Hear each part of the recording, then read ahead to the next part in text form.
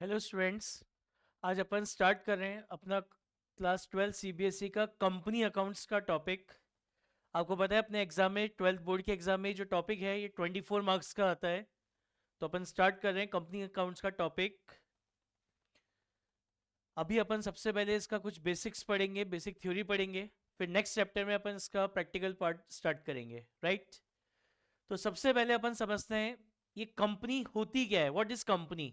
ये कंपनी का बिजनेस कैसे किया जाता है, how company can be form, ये सब चीजें हम अपन सबसे पहले डिस्कस करते हैं। सबसे पहले समझते हैं कंपनी बनती क्या है, what is the concept of company business. देखो क्या होता है कंसेप्ट, कि स्टार्टिंग में सपोज करो आपके 2 या 3 या 4 पर्सन हैं। इन्होंने डिसाइड करा, बोले बिजनेस करना है। बोले काय का बिजनेस करें, तो इन्होंने डिसाइड करा कि अपन क्या करेंगे, मोबाइल मैन्युफैक्चरिंग का बिजनेस करेंगे। काय का बिजनेस करेंगे, मोबाइल मैन्युफैक्चरिंग का बिजनेस करेंगे। अब इसके लिए इन्होंने क्या करा, पूरा अपना एक बिजनेस प्लान तैयार कर लिया कि भैया कहाँ से हम कहीं फैक्ट्री खोलनी है, कहाँ पे अपन वर्कर्स लाएंगे, कहाँ से मशीनें लेके आएंगे, कैसे प्रमोशन करेंगे, कहाँ पे अपन अपना शोरूम खोलेंगे। पूरा का पूरा एक अच्छा खासा क्या करा अपना बिजनेस प्लान तैयार कर लिया।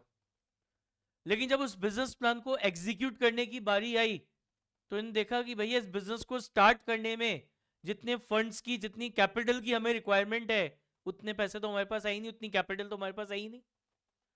तो इन्होंने डिसाइड करा कि बोले बिजनेस तो करना है, तो बोले कैसे करें, बिना कैपिटल के बिजनेस कैसे होगा। तो इन्होंने क्या करा, अपने जितने भी फ्रेंड्स हैं, रिलेटिव्स हैं, उन सबको बुलाया, जितने भी नोन पर्सन थे सबको बुलाया। और उनको क्या करा, अपना ये बिजनेस प्लान समझाया कि हमने ये बिजनेस प्लान बनाया है और हमारा मानना है कि इस बिजनेस में अगर प्रॉपर वे में ढंग से काम किया जाए तो फ्यूचर में इस बिजनेस से हमें बहुत अच्छे प्रॉफिट्स मिल सकते हैं, बहुत अच्छे प्रॉफिट मिल सकते हैं। लेकिन आज एट प्रेजेंट हमारे पास इतनी कैपिटल नहीं है कि हम इस बिजनेस को स्टार्ट कर सकें। तो फिर ये जो लोग हैं ये क्या करते हैं, अपनी जो फ्रेंड रिलेटिव जो भी नोन पर्सन बुलाएं, इनको बोलते हैं कि आपकी जो सेविंग्स हैं, आपके पास अगर कोई फंड है, सरप्लस फंड है, तो आप हमें दीजिए। हम उस पैसे से क्या करेंगे, ये अपना बिजनेस स्टार्ट करेंगे। अब बहुत नेचुरल सी बात है कि वो सामने वाला भले ही आपका फ्रेंड हो, रिलेटिव हो, कोई नॉन पर्सन हो, तो वो क्यों देगा आपको पैसा, अपना अपनी सेविंग्स का पैसा आपको क्यों देगा। ठीक है ना। तो ये क्या बोलेंगे उस सामने वाले पर्सन को, कि आपका काम है हमारे बिजनेस में पैसा इन्वेस्ट करना, बिजनेस में सारा काम हम करेंगे, और एंड ऑफ द ईयर में, at the end of the year, इस बिजनेस से जो भी प्रॉफिट होगा उसमें से एक सर्टेन अमाउंट ऑफ प्रॉफिट हम आपको देंगे और बाकी का रिमेनिंग प्रॉफिट हम रखेंगे। अब सामने वाले के इंटरेस्ट की बात आई, तो सामने वाला क्या सोचेगा कि भैया मुझे क्या करना है, केवल इस बिजनेस में अपना पैसा इन्वेस्ट करना है, सारा काम ये करेंगे, और एंड ऑफ द ईयर मुझे घर बैठे इस बिजनेस में से क्या मिलेगा, प्रॉफिट मिलेगा। तो फिर वो क्या करते हैं, सामने वाले पर्सन अपने अपना जो सेविंग्स है, जो भी उनके पास फंड्स हैं, वो बिजनेस में क्या करते हैं, इन्वेस्ट करने के लिए रेडी हो जाते हैं। तो इस तरीके से इस कंसेप्ट पे जो जर्नली बिजनेस किए जाते हैं, तो जर्नली इस बिजनेस को, इस टाइप के बिजनेस को हम कंपनी बिजनेस बोलते हैं। क्या बोलते हैं इसको, कंपनी बिजनेस बोलते हैं। तो ये बेसिक कंसेप्ट होता है कंपनी बिजनेस करने का, राइट। अब बात आती है कंपनी को कैसे बनाया जाता है, how company can be form, कैसे कंपनी फॉर्म्ड होती है, कैसे बनाते हैं कंपनीज को, कैसे बनाते हैं। ये जो स्टार्टिंग में पर्सन थे 2 3 4, ये जो 5 पर्सन थे जिन्होंने ये पूरा बिजनेस प्लान बनाया, इनको बोलते हैं प्रमोटर्स। इनको क्या बोलते हैं अपन, प्रमोटर्स बोलते हैं। तो ये जो प्रमोटर्स हैं ये क्या करते हैं, पूरा अपने ये जो प्रमोटर्स हैं पूरा अपना बिजनेस प्लान बनाएंगे कि कैसे फैक्ट्री खोलनी है, कहाँ से मशीन लानी है, कैसे लेबर आएगी, कैसे प्रमोशन होगा। ये पूरा बिजनेस प्लान बना के जाते हैं कंपनी रजिस्ट्रार के पास।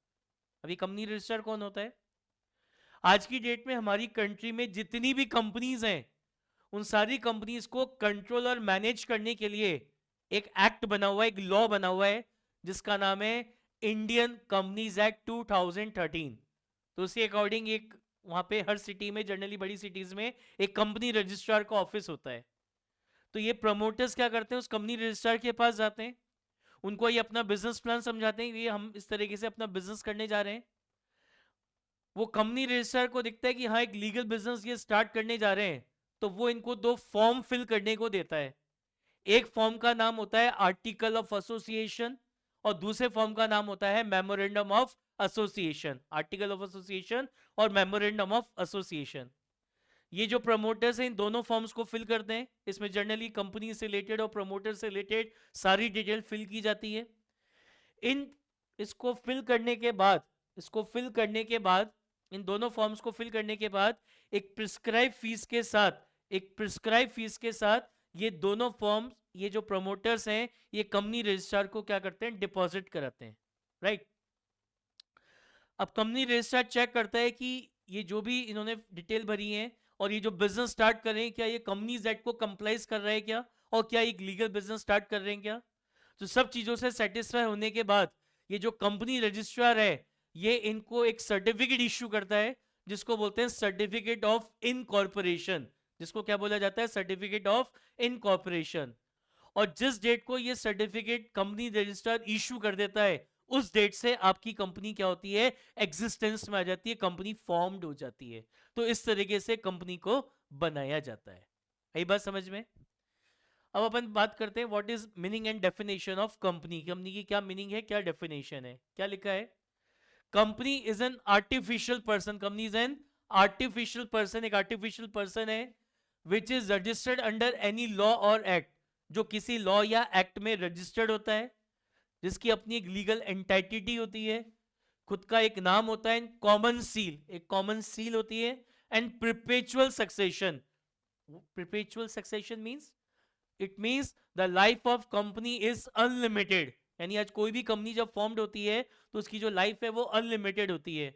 कभी भी ऐसा नहीं होता कि एक लिमिटेड टाइम पीरियड के लिए अपन कोई कंपनी खोल रहे हैं। The life of company is always unlimited. ये मतलब होता है परपेचुअल सक्सेशन का। फिर लिखा है company can sue any person. Sue मतलब केस फाइल करना, कि कोई भी कंपनी किसी भी पर्सन के अगेंस्ट क्या कर सकती है, केस फाइल कर सकती है। And any person can sue the company, यानी अगर कोई पर्सन किसी कंपनी के साथ कुछ गलत करेगा तो कंपनी उसके अगेंस्ट केस फाइल कर सकती है। और अगर किसी कंपनी ने कुछ गलत कर दिया किसी भी पर्सन के साथ, तो वो पर्सन उस कंपनी के ऊपर क्या कर सकता है, कोर्ट में जाके केस फाइल कर सकता है, राइट। फिर लिखा है the existence of a company is totally different from A share holder. मतलब किसी भी शेयर होल्डर के आने से, जाने से, डेथ होने से, रिटायर्ड होने से, इनसॉल्वेंट होने से कंपनी की सेहत पे कोई फर्क नहीं पड़ता। कंपनी एज इट इज अपना बिजनेस क्या करती है, रन करती है। मतलब किसी भी शेयर होल्डर के आने जाने से, रिटायर्ड, डेथ, इनसॉल्वेंट होने से कंपनी पे कोई फर्क नहीं पड़ता है। कंपनी बिजनेस पे, कंपनी एज इट इज अपना बिजनेस रन करती है। So as per companies act 2013, company क्या है, कंपनी एक आर्टिफिशियल पर्सन है which is registered under companies act 2013, जो रजिस्टर्ड होती है कहाँ पे, इंडियन कंपनीज एक्ट 2013 में। समझ में आई बात। अब अपन नेक्स्ट टॉपिक में डिस्कस करते हैं फीचर्स ऑफ अ कंपनी। क्या क्या फीचर्स होते हैं कंपनी के। तो सबसे पहला है company is a registered group of person. आप एक सोल प्रोप्राइटरशिप बिजनेस कर रहे हैं, आप एक पार्टनरशिप बिजनेस कर रहे हैं, तो वहां पे उसका रजिस्ट्रेशन कराना आपके लिए कोई मैंडेटरी नहीं है, कंपलसरी नहीं है। लेकिन अगर आप एक कंपनी बिजनेस कर रहे हैं तो उसका रजिस्ट्रेशन कराना आपके लिए मैंडेटरी है। यानी अगर आप एक कंपनी बिजनेस स्टार्ट कर रहे हो तो बिजनेस स्टार्ट ही तब होगा जब आप उस कंपनी का क्या करोगे, रजिस्ट्रेशन कराओगे अंडर इंडियन कंपनीज एक्ट 2013। इसका मतलब ये है कि अनरजिस्टर्ड कंपनी का कोई कंसेप्ट ही नहीं होता। Company is always a registered company, हमेशा क्या होती है, रजिस्टर्ड होती है। तो इसलिए लिखा है company is a registered group of person, एक इनकॉर्पोरेटेड एसोसिएशन होती है। अनरजिस्टर्ड कंपनी के नाम का कोई कंसेप्ट है ही नहीं। फिर लिखा है company is a separate, company की अपनी एक सेपरेट लीगल एंटिटी होती है। इसी के कारण अभी अपन ने पढ़ा था कि कोई भी पर्सन किसी भी कंपनी के ऊपर केस फाइल कर सकता है, और कोई भी कंपनी किसी भी पर्सन के ऊपर क्या कर सकती है, केस फाइल कर सकती है, बिकॉज कंपनी की अपनी एक अलग सेपरेट लीगल एंटिटी होती है। तो एग्जाम में एमसीक्यू में क्वेश्चन आ सकता है कि according to which feature of a company any person can sue the company, और company can sue any person. तो क्या फीचर है, बिकॉज कंपनी की अपनी एक अलग सेपरेट लीगल एंटिटी होती है, इस कारण से कोई भी पर्सन किसी भी कंपनी पे केस फाइल कर सकता है, और कोई भी कंपनी किसी भी पर्सन के ऊपर क्या कर सकती है, केस फाइल कर सकती है।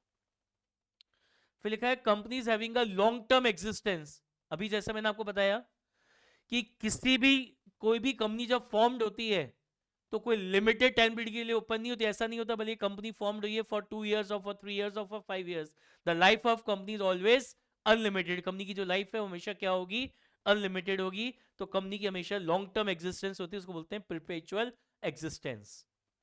फिर लिखा है company has its common seal, मतलब कंपनी के जो डॉक्यूमेंट्स हैं वो उस पर जो सिग्नेचर होंगे तो वो ऑफिशियल सिग्नेचर तभी कहलाएंगे जब उस पर कंपनी की सील लगी हो।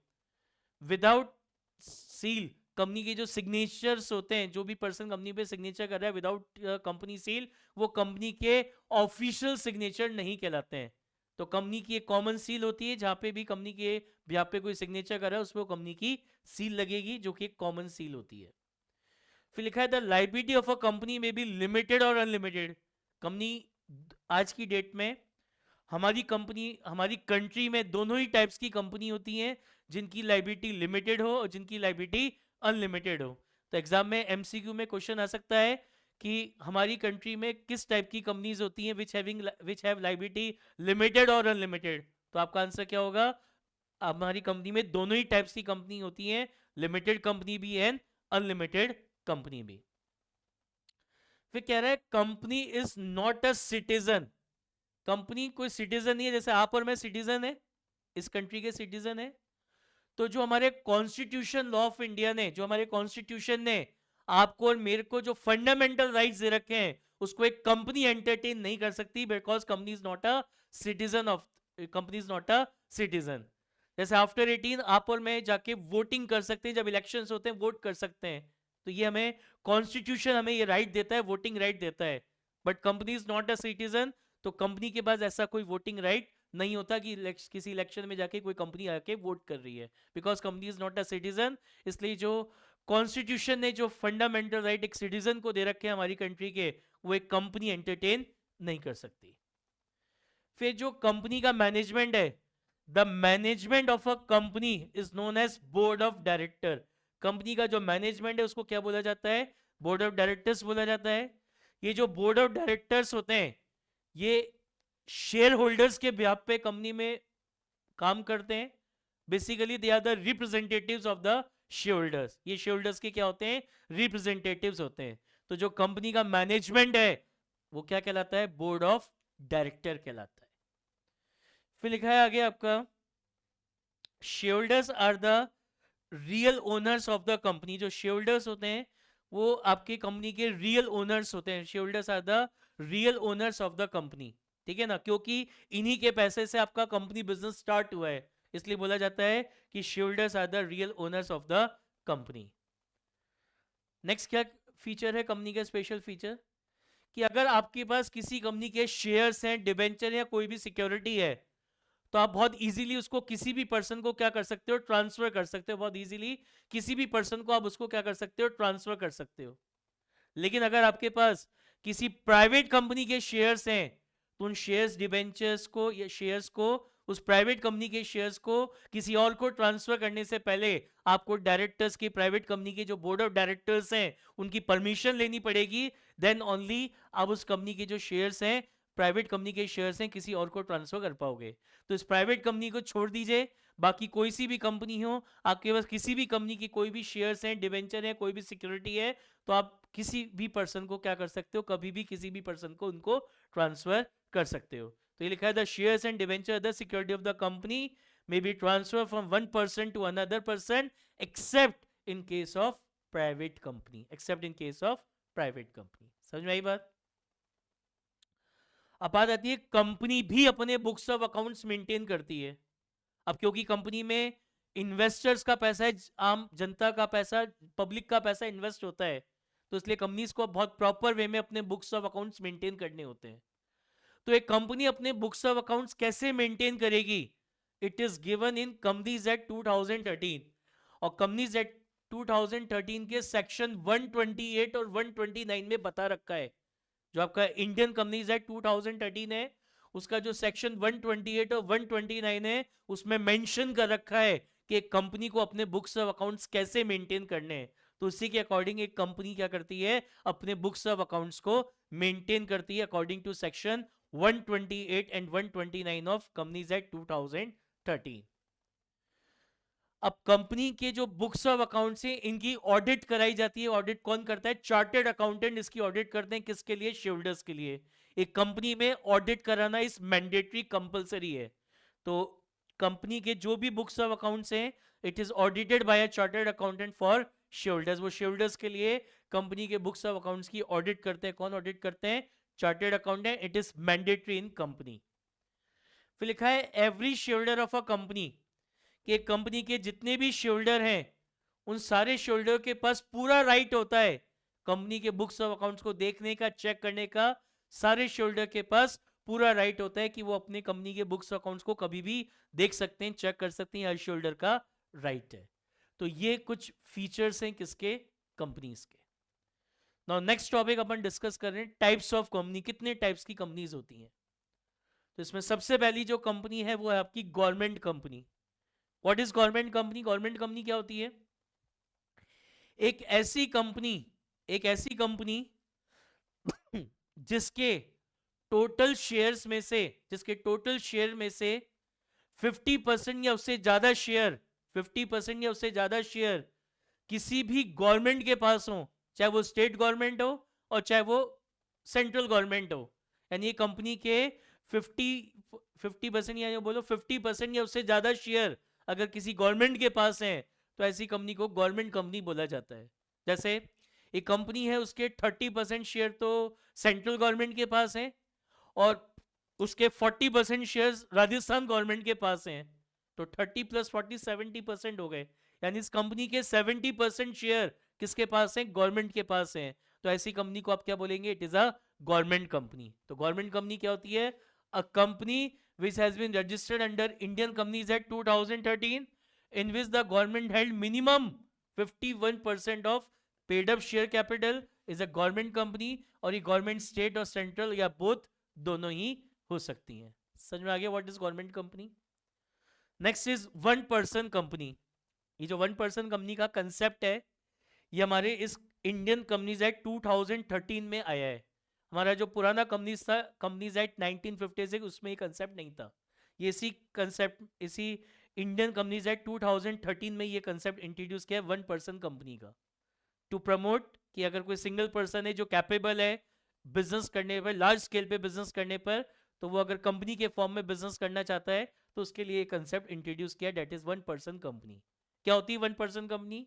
ये एक ऐसी कंपनी होती है जिसमें एक single person as a member होता है, जिसमें एक single person as a member ही काम करता है। तो ऐसी कंपनी को वन पर्सन कंपनी बोलते हैं। तो under section 2 subsection 68 of companies act 2013 any company which has only one person as a member, जिसमें एक single person as a member होगा, तो ऐसी कंपनी को आप क्या बोलेंगे? It is a one person company. एक से ज्यादा मेंबर नहीं होंगे उसमें, right. Next is foreign company. Foreign company क्या होती है?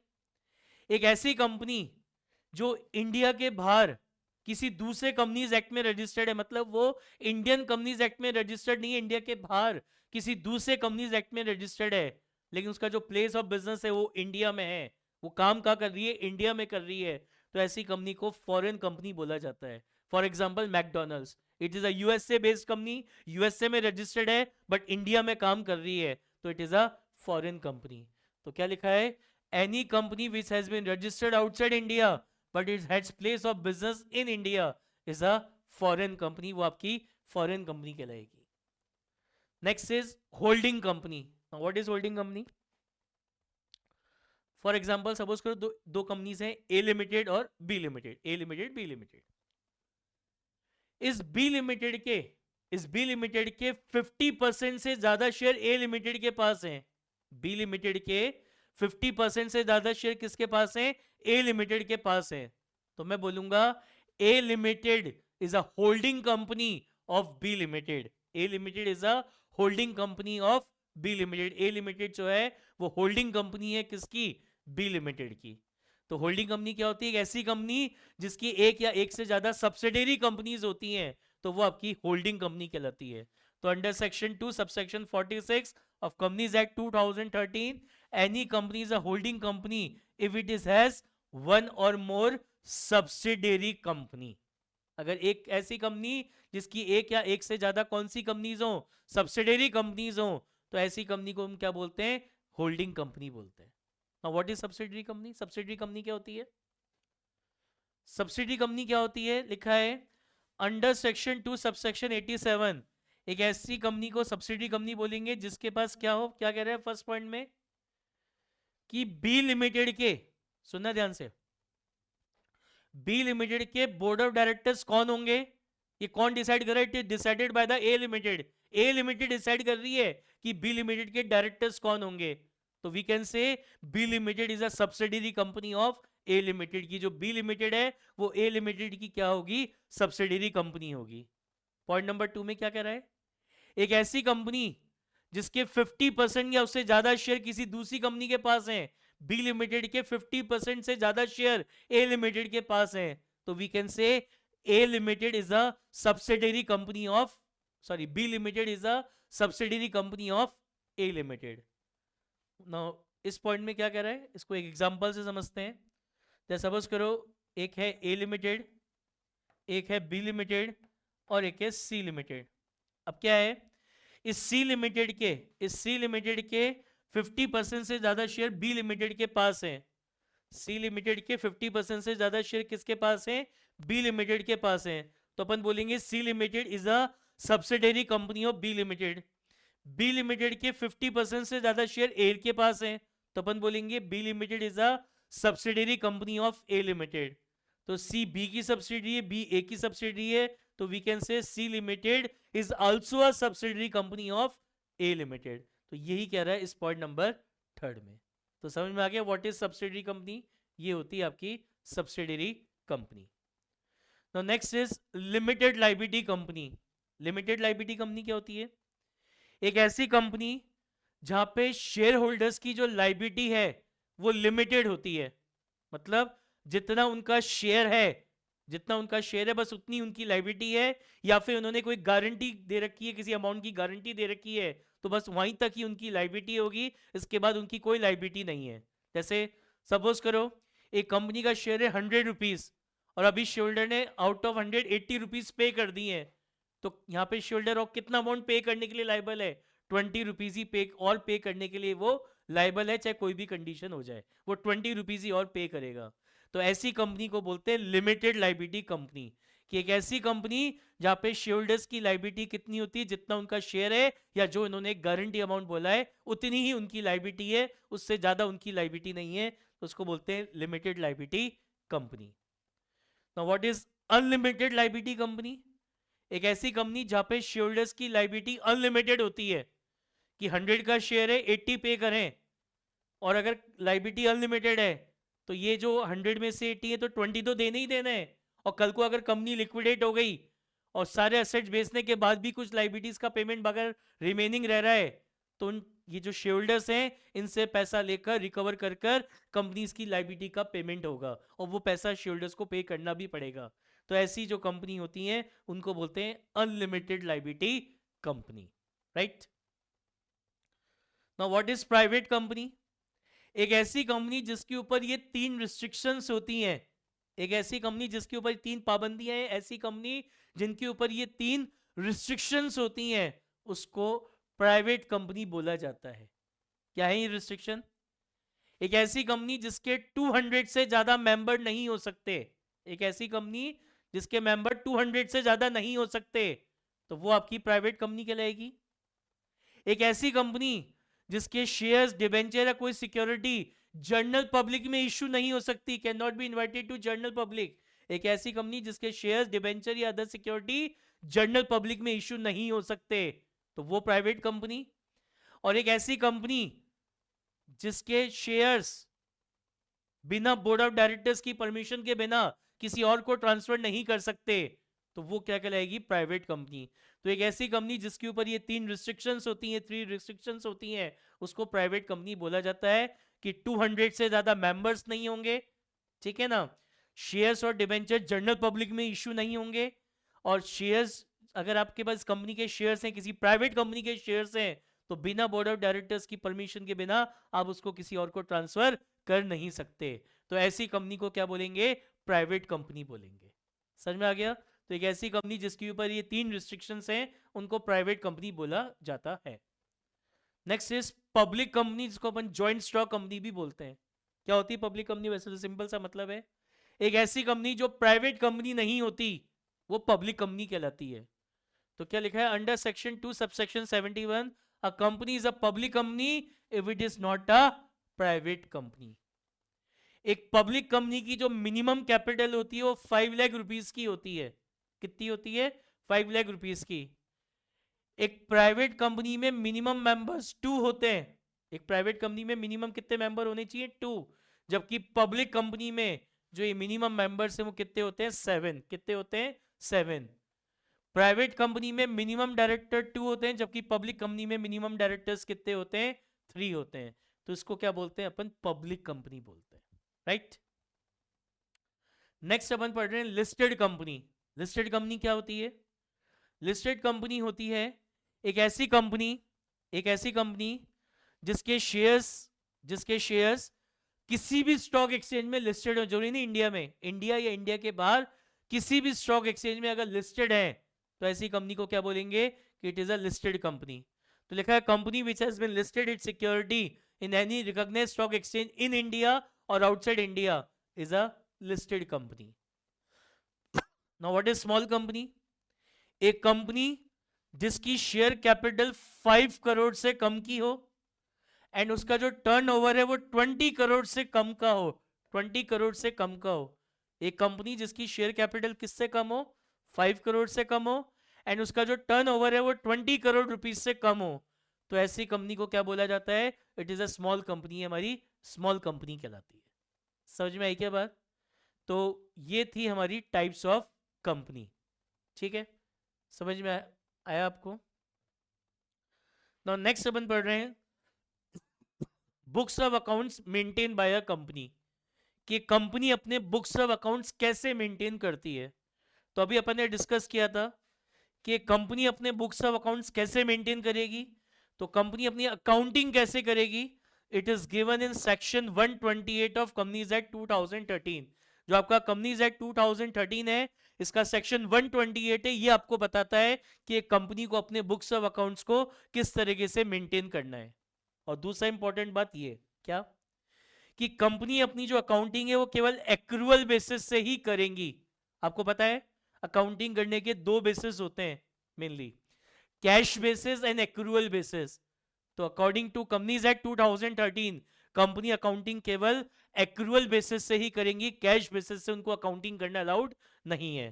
तो अकाउंट कंपनी जो है अकाउंटिंग किस बेसिस पे करती है? ओनली एक्रूअल बेसिस पे करती है। अब ये मिनिमम बुक्स ऑफ अकाउंट्स हैं जो हर कंपनी के लिए बनाना मैंडेटरी होता है, कंपलसरी होता है। क्या क्या? एक तो रिसिप्ट बुक, एक पेमेंट डिटेल, एक cell purchase book, asset and liabilities account, और मटेरियल, जितने भी मटेरियल और लेबर है उसकी डिटेल। तो ये मिनिमम बुक्स ऑफ अकाउंट्स हैं जो एक कंपनी के लिए बनाना क्या होते हैं? मैंडेटरी होते हैं, कंपलसरी होते हैं। क्या क्या? Receipt book, payment detail, sale and purchase, asset and liabilities, और detail of material and labour. समझ में आई बात? तो बात करते हैं फाइनेंशियल स्टेटमेंट। कंपनी के फाइनेंशियल स्टेटमेंट कैसे बनते हैं? क्या होते हैं financial statement? Financial statement includes profit and loss account and balance sheet. तो कंपनीज के फाइनेंशियल स्टेटमेंट कैसे बनेंगे? It is given in section 2 subsection 40, और सेक्शन 2 सबसेक्शन 40 का शेड्यूल 3 है। ये याद रखना है, शेड्यूल 3 एमसीक्यू में आ सकता है कि एक कंपनीज के फाइनेंशियल स्टेटमेंट कैसे बनेंगे, ये कौन से शेड्यूल में गिवन है कंपनीज एक्ट के। तो आपका आंसर होगा शेड्यूल 3।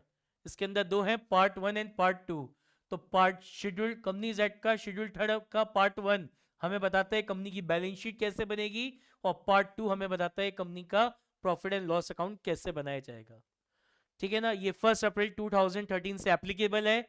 और कंपनीज की जो बैलेंस शीट है और प्रॉफिट एंड लॉस अकाउंट है, ये केवल वर्टिकल फॉर्मेट में ही बनाई जाती है। ये जो सोल प्रोप्राइटर या पार्टनरशिप फॉर्म में जो बैलेंस शीट बनाई थी वो हॉरिजॉन्टल फॉर्मेट था। कंपनी की जो बैलेंस शीट है वो किस फॉर्मेट में बनाई जाती है? ये केवल वर्टिकल फॉर्मेट में ही बनाई जाती है, कंपनी का प्रॉफिट एंड लॉस अकाउंट भी और कंपनी की बैलेंस शीट भी। समझ में आया? तो ये हमारे कंपनीज अकाउंट में इश्यू ऑफ शेयर्स की कुछ बेसिक थ्योरी थी। अब नेक्स्ट लेक्चर में हम पढ़ेंगे कि कंपनी अपने शेयर्स कैसे इश्यू करती है एंड ये जो शेयर कंपनी अपने शेयर इश्यू कर रही है, इसकी कंपनी के बुक्स में अकाउंटिंग कैसे की जाती है, वो अपन नेक्स्ट चैप्टर में पढ़ेंगे। फर्दर अगर आपको और ऐसी लेक्चर चाहिए तो चैनल को सब्सक्राइब करिए, ताकि आपको और ऐसे इंफॉर्मेटिव वीडियोस मिलते रहेंगे। Thank you.